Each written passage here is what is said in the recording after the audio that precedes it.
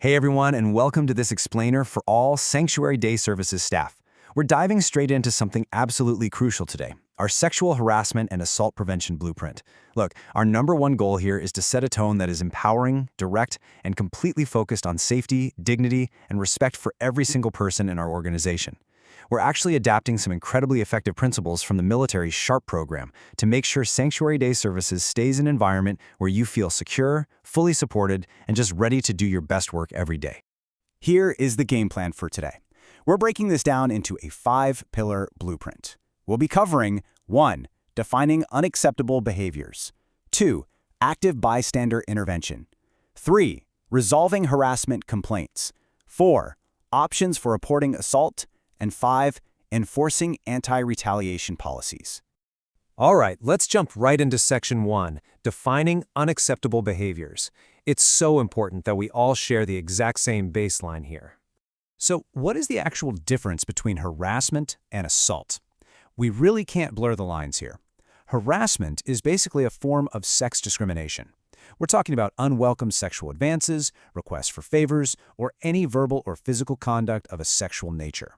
This definitely includes quid pro quo situations, where a shift, a promotion, or your pay is somehow conditioned on sexual favors. It also includes anything creating a hostile environment, like constant unwanted jokes or spreading rumors. Assault, on the other hand, is a crime.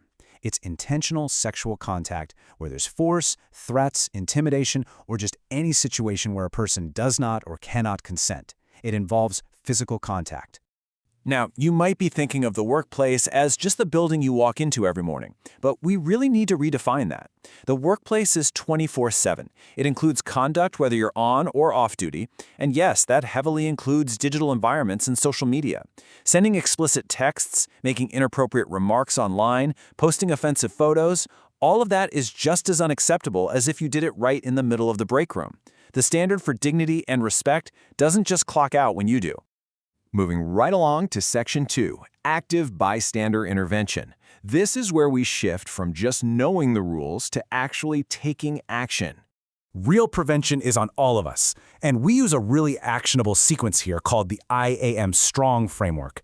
Step 1 is intervene, which really means you first have to recognize it. Are you noticing a colleague getting cornered? Is someone making a deeply uncomfortable joke? Step 2 is act. If it's safe to do so, step in. Call it out directly or go grab a supervisor for immediate help. And step 3 is motivate. Motivate others to do the exact same thing and help build that culture of respect.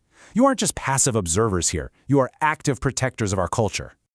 This thought really sums it up perfectly. Failure to prevent sexual harassment and sexual assault is totally incompatible with our organizational values. Maintaining safety at Sanctuary is a shared responsibility. If we see something and we choose to just look the other way, we're failing each other and we're failing what we stand for as an organization. Okay, Section 3, Resolving Harassment Complaints. If something does happen, you need to know your exact options. When we're talking about harassment, you basically have two distinct tracks, informal and formal. It's all about giving you flexibility. The informal track is all about resolving things at the lowest possible level. This could be a direct conversation with the person to tell them to stop, or maybe asking a manager to help mediate. There's no formal written record here. The only goal is to just make the behavior stop immediately. A formal complaint is totally different. It's a sworn written complaint. It triggers an official management investigation, requires documentation, and keep in mind it has to be filed within a 60-day window from the incident. To give you an idea of how the informal route flows, it starts with you. You bring it to a receiving official, they explain your options, and then everyone works toward rapid resolution. That might be a direct intervention, maybe some counseling, or targeted training. It's highly streamlined and designed to nip the problem in the bud quickly, without launching a massive official investigation. Going formal, by contrast, is a very structured official process. It kicks off with a written form that goes straight through official channels to leadership. From there, an official investigation is launched to gather the facts. And a super important detail here.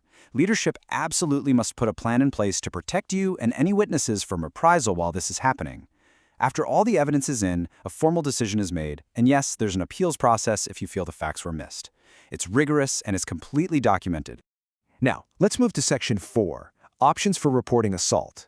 Because assault is a severe criminal offense, the procedures here are heavily specialized to prioritize the victim's safety and agency. This is absolutely critical. When reporting an assault, victims have two choices to make sure they retain total control: restricted and unrestricted reporting. A restricted report is entirely confidential. You disclose the assault to designated personnel, like a healthcare provider or victim advocate, to get the medical treatment and counseling you need, but no official investigation is triggered. Management and law enforcement are not notified. It gives you time to heal and think things through. An unrestricted report gets you all those same great support services, but it does trigger an official command investigation and brings in law enforcement to hold the offender accountable. The choice is yours. I want to be super clear about this. Regardless of which path you choose, you are absolutely not alone. Comprehensive support services are available immediately.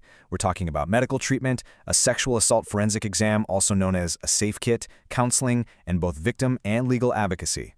Your health, your physical safety, and your emotional recovery are the top priority, period. There's also been a massive, empowering update to the restricted reporting options that you should know about. In the past, if a rumor got out or someone else found out about the assault, you might have lost your ability to keep your report restricted. Not anymore. Now victims can still file a restricted report even if the assault was inadvertently disclosed to management by someone else. That is a huge safeguard, meaning you don't lose your right to confidentiality just because of an accidental leak. The power literally stays in the survivor's hands.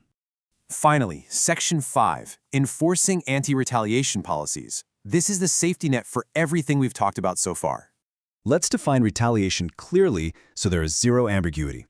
Retaliation, or reprisal, means taking or even just threatening to take some sort of unfavorable action against you because you reported an incident. But it also includes ostracism. What does that mean? It means social exclusion, getting the silent treatment from your team, being deliberately left off emails, or suddenly getting assigned all the worst shifts. If you report misconduct, or if you step up as a witness or a bystander, you are protected from this. And leadership doesn't mess around with this. There is an absolute zero-tolerance policy. We strictly enforce against any maltreatment or negative career impacts for reporters, bystanders, and witnesses. Anyone who attempts to retaliate against someone for doing the right thing is going to face severe and immediate consequences. We just won't tolerate a hostile environment for people trying to keep this place safe. So, as we wrap up this explainer, I want to leave you with one final question to think about. How will you take action to build a culture of dignity and respect at Sanctuary?